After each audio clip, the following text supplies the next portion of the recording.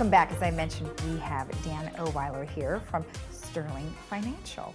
Well, Dan, welcome. Hi, Lisa. How are you? Good. How are you doing? I'm putting up with this 80-degree weather. Oh, well, tough to put up with that, right? Thank I goodness. had somebody in my office the other day, and they're from New York. I asked them why they moved here, and they pointed to the outside and said, that's why. Yeah, well, I can't blame them there because the weather, it has been gorgeous, and we don't get that much rain, which is kind of a good, bad thing. I'm glad you're doing well because I'm sure you have lots of clients who are calling you in a panic because now we have. Well, there's some concern. Mm-hmm. You know, I don't know if panic is the right word, but there's some concern. Okay. You know. Well, what does it mean that we have a Russian invasion in Ukraine? That means they invaded Ukraine, and obviously the morning of that invasion, the market had a fairly emotional reaction. It was all the way down 800 points in the morning trading, but then it kind of settled down and worked its way back, and I think it was actually up 2 or 3 points by the time the market closed here in the United States. But you know, obviously that was an emotional response to the market.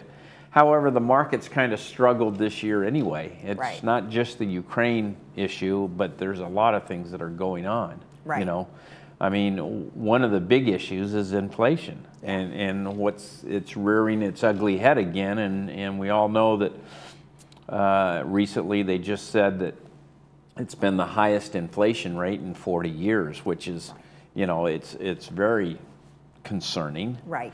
With the invasion, obviously, that's going to impact the world oil market because Russia supplies, I think, 10% of the world's, you know, oil supply. So that's obviously going to impact our own situation, whether or not we're going to have higher inflation rate as a result of that. It's yet to be seen, but the market itself has still struggled as a result of a lot of things going on. Interest rates are going to be going up because of inflation. Right. You know, a lot of different things are impacting it. It's just not the invasion.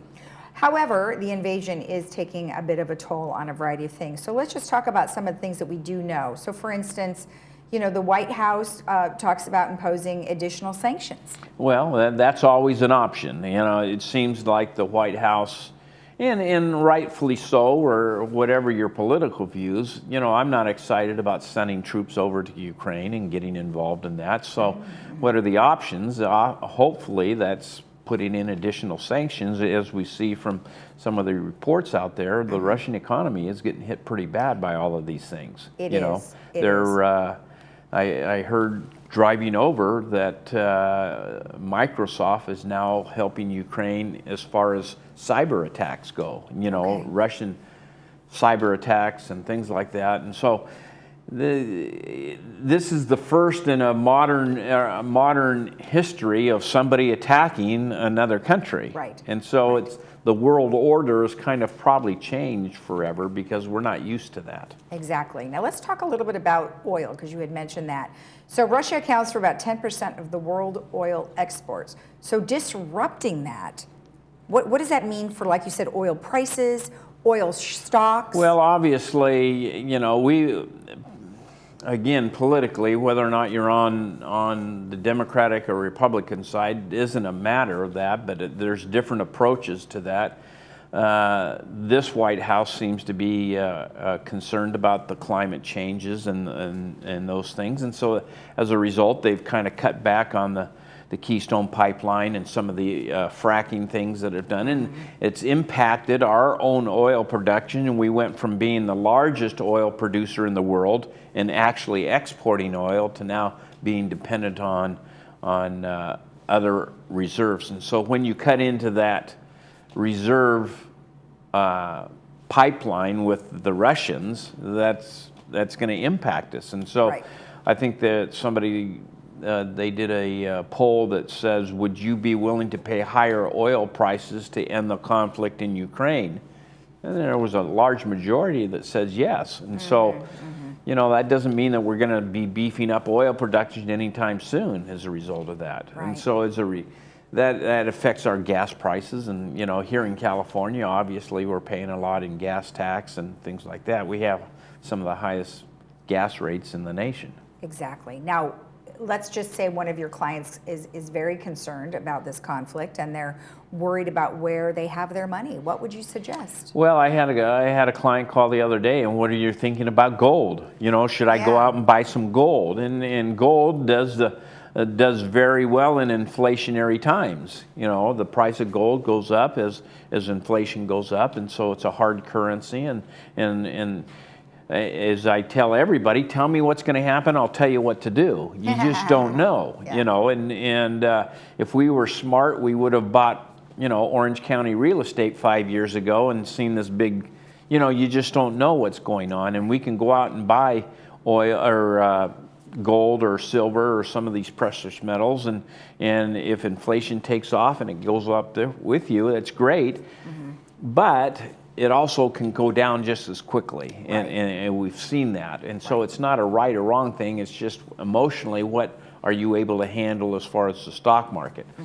You know, at age 75, I'm not sure people ought to be risking a whole lot at this stage. Well, right, and one thing that you mentioned in your notes is this is short-lived. It's not something that's going to be going on forever. Again, I'm going to refer back to that initial reaction to the stock market. It went down 800 points, and then it kind of settled down and realized, hey, we still have a strong economy, we're still doing okay.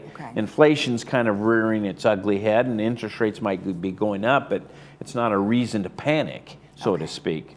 Now, if they start shooting nuclear bombs over here, that might be another thing. But right, which they will be met with swift authority. Retribution, right? Hopefully, yeah, hopefully. Absolutely. All right, well, great. Well, thank you so much for the information. The key is not making emotional decisions. You know, have a plan in place and kind of writing this out, because hopefully your plan is adjusted to your comfort level as far as risk and things like that.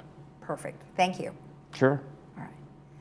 And if you have any questions regarding the information that we've been discussing, or how the Russian invasion could potentially impact your stock or your investments, please get in touch with Sterling Financial at 949-859-8900, or you can contact them at sterlingfa.com. We'll be right back.